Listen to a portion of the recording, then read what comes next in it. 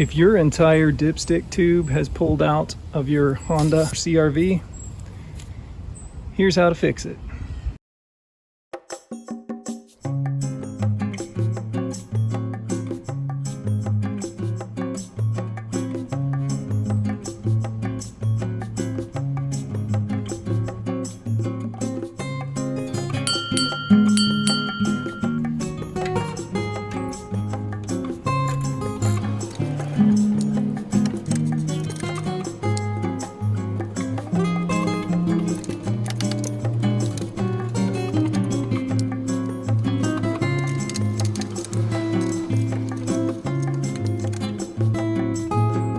You can see I put my dipstick tube back temporarily, but now we're going to fix it for good.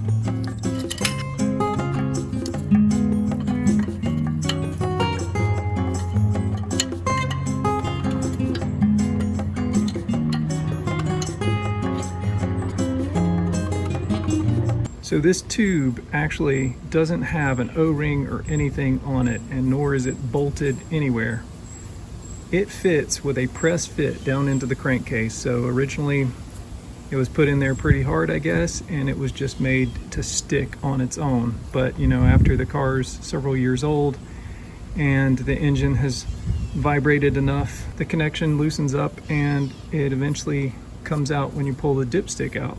This usually becomes a problem because as you withdraw and insert the dipstick over and over, as it loosens up, sometimes it ends up getting cockeyed in there and you can't insert it in the hole anymore. So you're forced to take the cover off to get to it and rotate it back to where you can reach it, or as we're going to do, actually fix the problem. We're going to clean the tube really good with some brake cleaner. You can probably use carb cleaner or mass airflow sensor cleaner, or just anything that gets the oil and grease off. I'm even going to clean the inside a little bit so nothing runs out and contaminates it. And we're going to dry this off really good with a shop towel.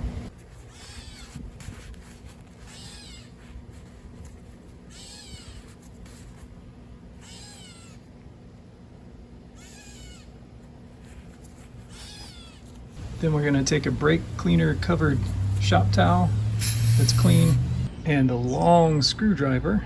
That's actually from my hands right there. And we're going to take our really long screwdriver, put it over the end so it's not so much it won't fit in the hole.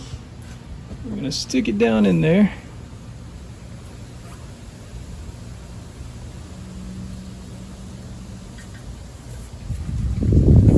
Kind of turn it around a little, being careful not to tear it up.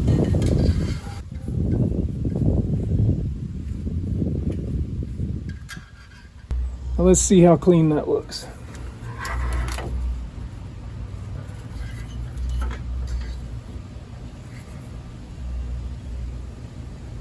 You can see we got all the oil off. Then I'm going to use this Toyota seal packing, or you can use a high quality RTV silicone sealant. Honda Bond would work, anything that's oil resistant. Then I'm going to apply it to the very top of this. Doesn't have to be too much, that's probably enough. Spread it around a little.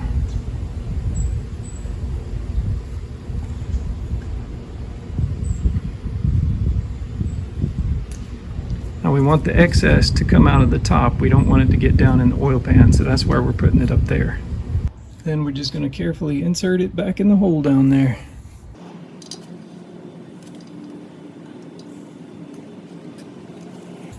Make sure that the dipstick turns the right way by putting this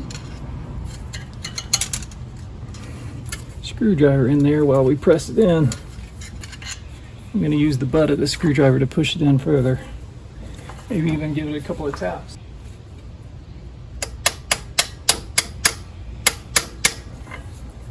Should sound pretty solid when it's in there. Oh yeah, I can see this stuff oozing out. All right, now before we leave that to cure, let's put the cover in its place, not bolt it on, and just make sure that the dipstick's going to fit down in there.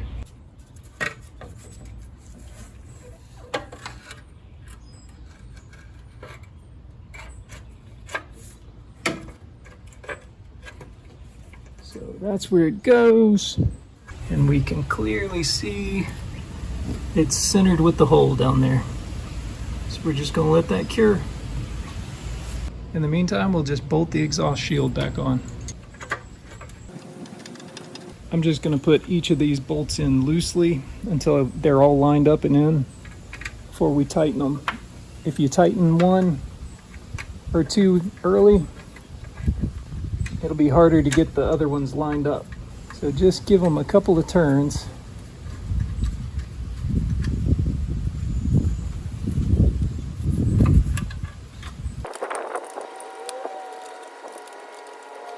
And then once they're all in with a couple of turns, go ahead and tighten them up.